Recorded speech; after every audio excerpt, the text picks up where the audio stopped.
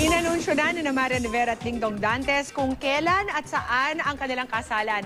At dahil ready na raw silang magkaanak, pinag-morph ang kanilang mga muka para makita ang itsura ng kanilang baby. Yan ang chika ni Nelson Canlas.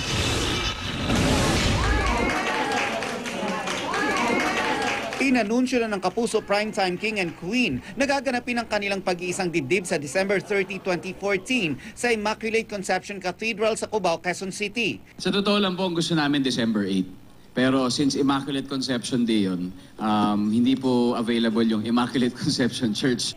May gusto na rin daw silang venue para sa wedding reception. Sabi ni Marian, wala pa siyang pinal na desisyon kung sino ang gagawa ng kanyang wedding gown at binubuo pa rin nila ang listahan ng kanilang magiging ninong at ninang. Pero pasok na sa entourage bilang maids of honor ang best friends ni Marian na sina Ina Peleo at Roxy B. Pinag-uusapan pa rin daw nila kung saan sila mag-honeymoon.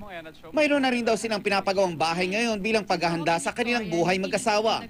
Sa panayam ni Jessica Soho, ikinuwento ni Dong na may espesyal na lugar sa puso niya ang cathedral kaya doon nila naisipang magpakasal. Bakit yung Immaculate Conception Cathedral sa Cubao?